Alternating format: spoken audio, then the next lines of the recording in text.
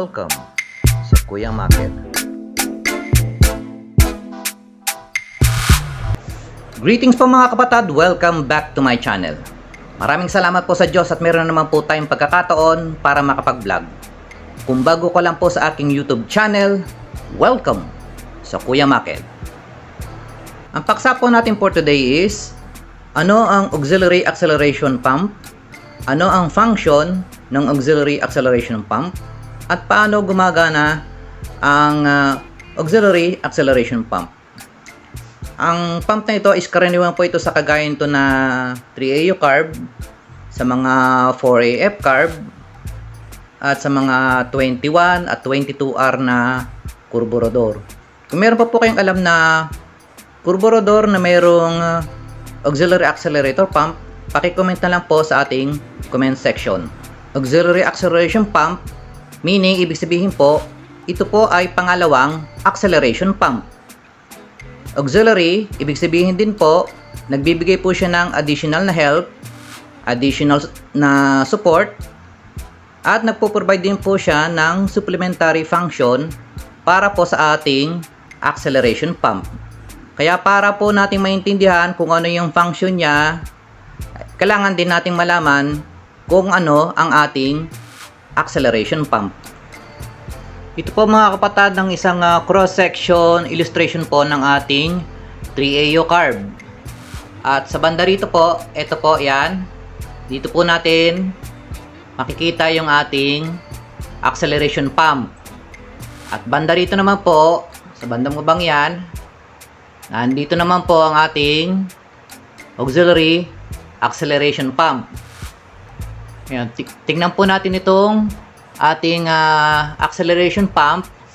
Ang basic parts po niya ay itong ating pump plunger. Ayan, ayan o. Pump plunger. Accelerator, pump plunger. Ayan. Tapos po itong ating pump plunger, meron po yung spring dito. Spring loaded po siya. Tapos, sa ilalim po ng kanyang spring, meron po siyang bulitas. Ayan, yung makikita nyo po sa ating car, pag binuksan nyo yan, meron niyang bulitas sa ilalim. At siya po ay nakalock. Meron po siyang yung G lock. Letter G po na lock ang nag-hold sa kanya. Kailangan may lock yan, kung hindi, mamimisplace yung ating bulitas. At banda siya naman po nakakonect dito, yan. Ayan, meron ulit pong isa pang bulitas. Kaya kung makikita nyo po sa carb kit, meron pong isang malaking bulitas. Dito po siya nilalagay. Dito naman po, maliit na bulitas yung inilalagay sa ilalim ng ating pump plunger. At dito naman po, doon sa may malaking bulitas, meron po siyang weights. Ayan o. Pump discharge weight. Yan. Meron po siyang pump discharge weight. Yan. Yung ibang design po niyan, meron pong spring. Meron nakalagay na spring bago saka yung weights. Yan. Kailangan po meron po niyan. Kung hindi, baka malfunction po yung ating acceleration pump. Ito naman po mga kapatid yung ating auxiliary acceleration pump. Ito po yung main ito po yung main parts niya. Yung meron po siyang diaphragm banda rito. And then siya po ay spring loaded, meron siyang spring. Ito po yung kanyang cover. Yan.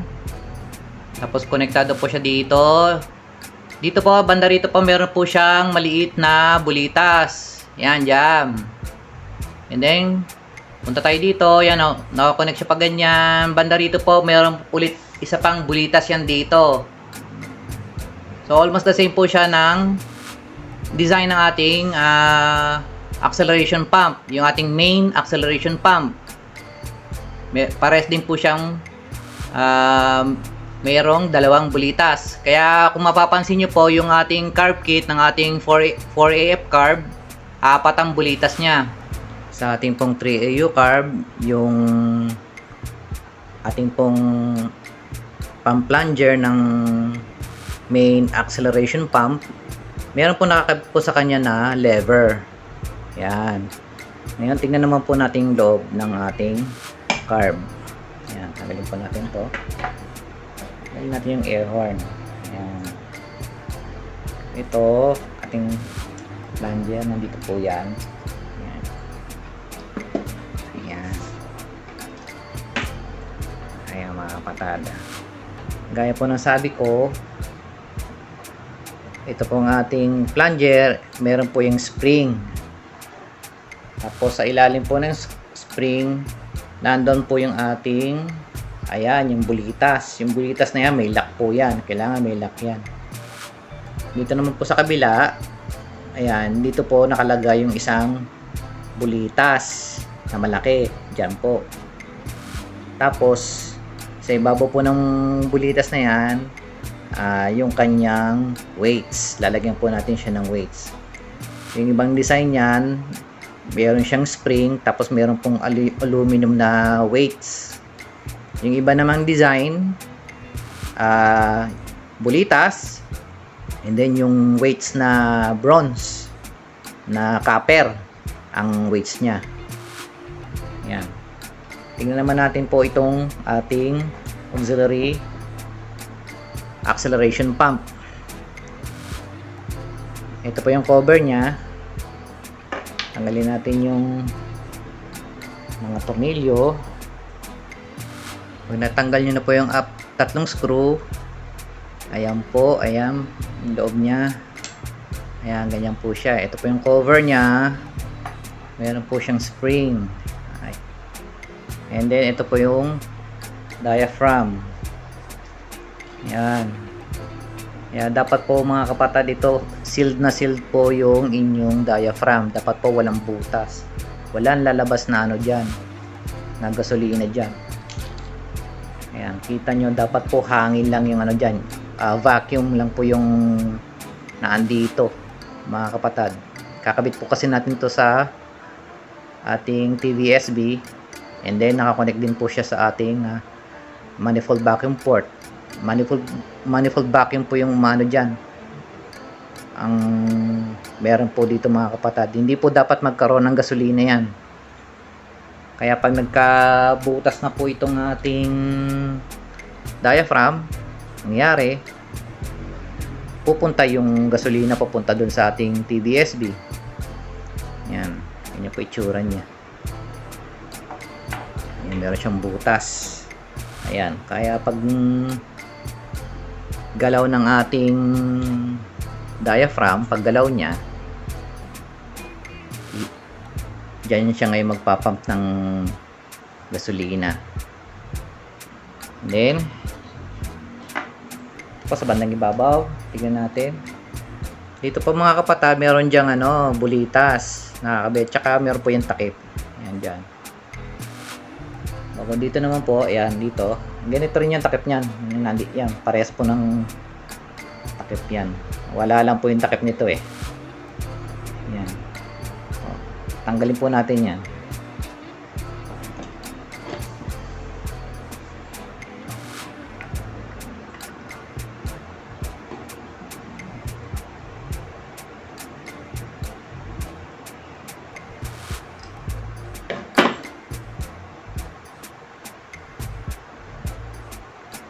Ayan, tanggalin natin yung takip. Ayan, nasa loob po niya, ayun, makikita nyo, maliit na bulitas. Ito pong ating diaphragm, medyo mahirap maghanap po ng ganitong diaphragm.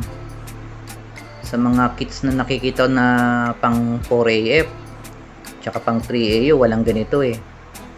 Yung kung talagang gusto nyong palitan yung ganitong inyong diaphragm, sa carb kit po ng 22R, meron po nito. May kasama pong gano'n. Saktong-sakto na po yung yung diaphragm ng pang 22R na carburetor. Ang ating pong acceleration pump, parang kapares po niya yung yung parang poso ng tubig. Ayan, no? Ayan, parang ganyan po mga kapatid, oh. Para siyang poso ng tubig. Yung ating poso, merong lever. Tapos, yung lever, merong rod. Tapos yung rod dito, meron yung rubber. Tapos yung poso natin, di ba, meron po siyang sapatilya o rubber para magpigil ng ng tubig. Ayan, ganun din naman po itong ating acceleration pump. Meron naman po siyang mga bulitas. Siya po yung nagsisilbing parang sapatilya. Pag yan po ay bumaba, yung ating rod na yan, bumaba po yan, yung gasolina po na nandito, ipapump niya po yung papunta dito. Diyan. Ayan. Pag nakababa naman po siya, at tumaas naman po yung rod, mangyayari, hihigop naman siya ulit ng gasolina galing dito sa ating bowl. Ayan. Hihigop siya ng gasolina. Yung nahigop naman po yung gasolina, hindi na siya babalik sa ating bowl kasi gawa po ng bulitas. Kaya mahalaga po yung bulitas na yan para hindi po bumalik yung gasolina.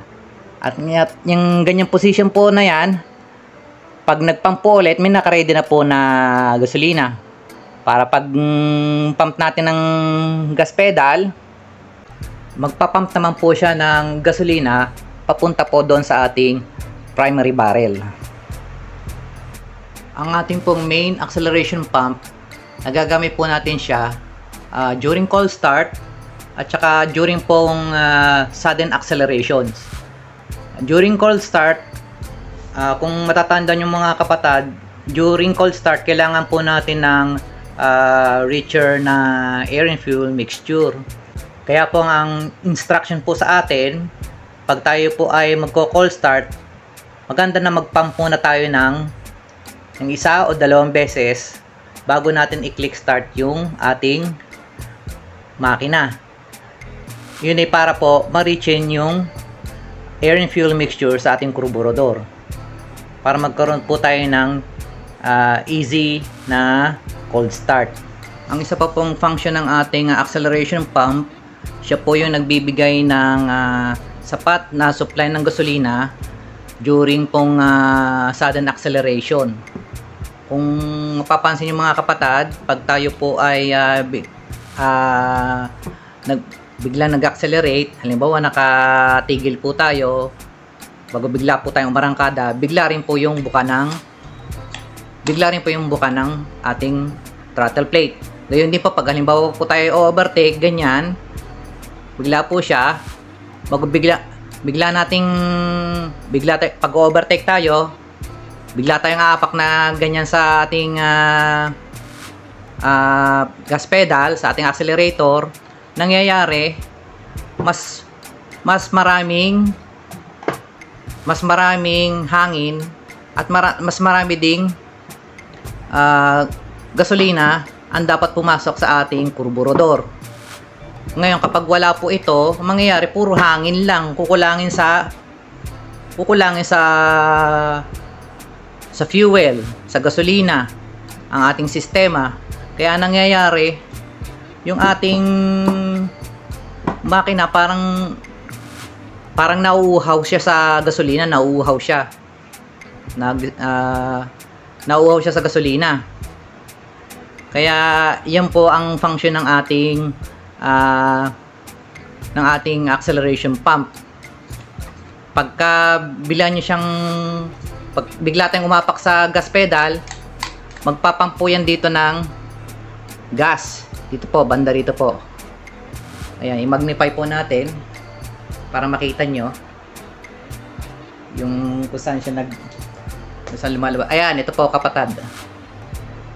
Ayan, yan. Diyan po lumalabas yung gasolina kapag tayo po ay nagsa-sudden acceleration. On the other hand mga kapatid, ang function po ng ating auxiliary acceleration pump, kagaya rin po ng ating main acceleration pump. Kaya lang po, ito po ang ating auxiliary acceleration pump, gumagana lang po ito during malamig po yung makina, during cold engine. Gumagana lang po ito.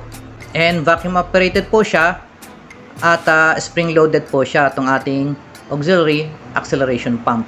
Ito po yung magandang illustration po ng ating auxiliary acceleration pump. Yung ating pong cover, yung port niya, nakakonect siya via hose papunta po sa ating TVSB, sa ating thermostatic vacuum switching valve. Itong port, yung ating thermostatic vacuum switching valve, meron po siyang port. Doon nyo po siya i-connect sa port N. Ngayon naman po itong sa port na ito naman po yung port K ng ating TVSB. Yung port K naman po yon, nakakonect po yun sa ating intake manifold. Ibig sabihin po niyan, yung ating auxiliary acceleration pump, vacuum operated po yan and spring loaded. Pag pinandar po natin yung makina at malamig pa po yung ang engine, syempre po hindi po naka-engage yung ating thermostatic vacuum switching valve. Naka-open po yung port N at saka yung port K.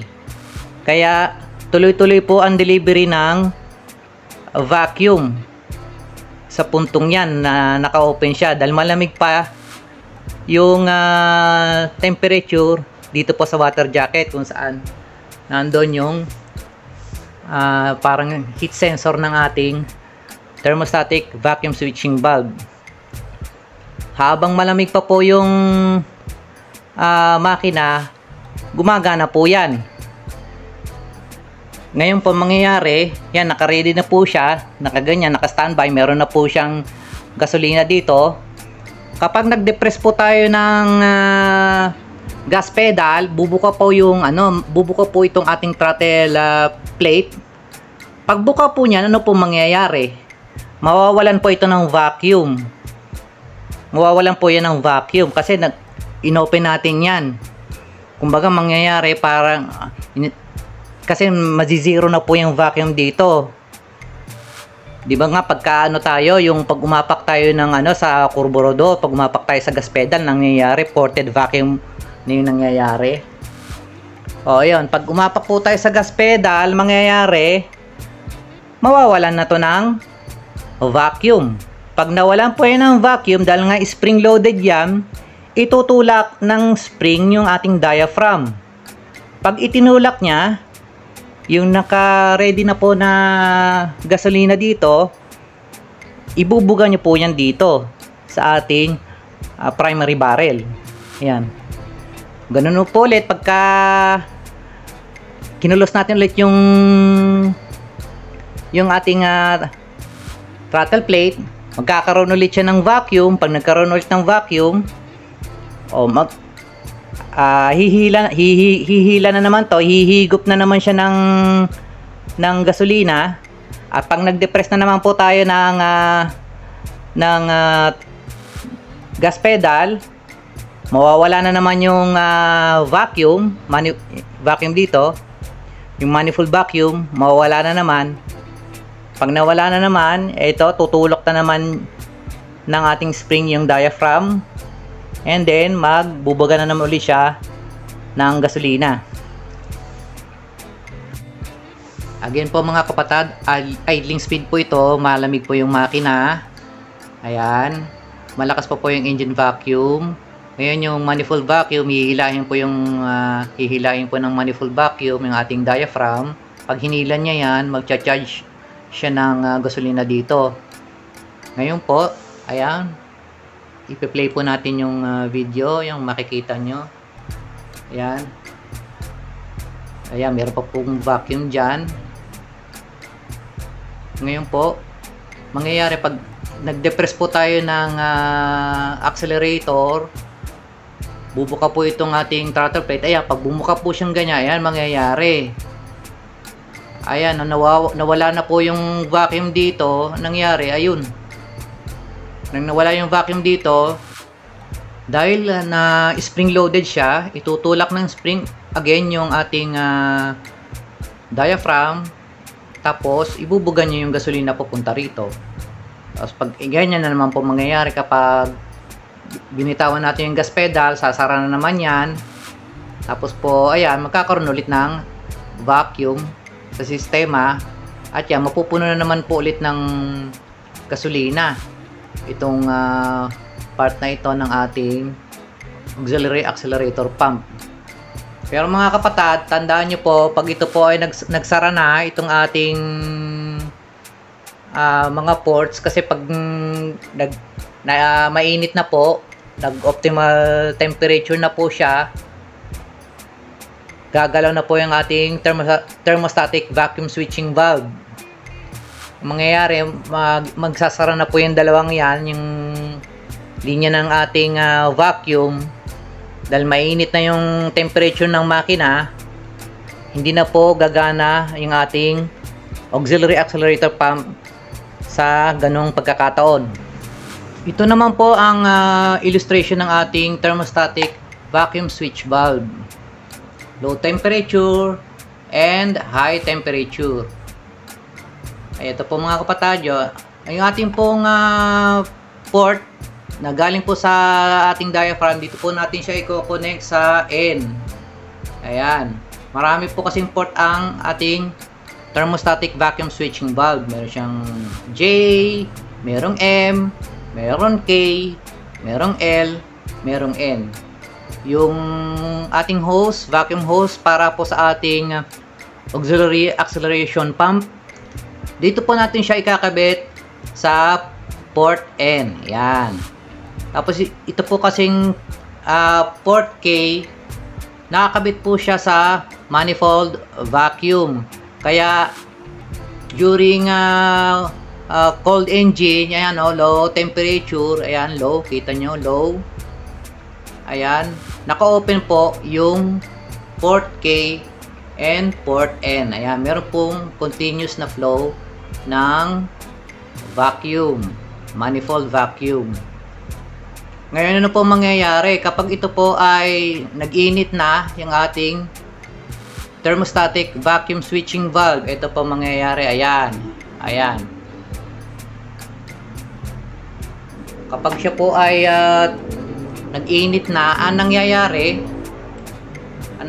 po pagka mainit na yung ating thermostatic vacuum switching valve, nagsasara na po yung ating port N. Ayan, port N at saka port K.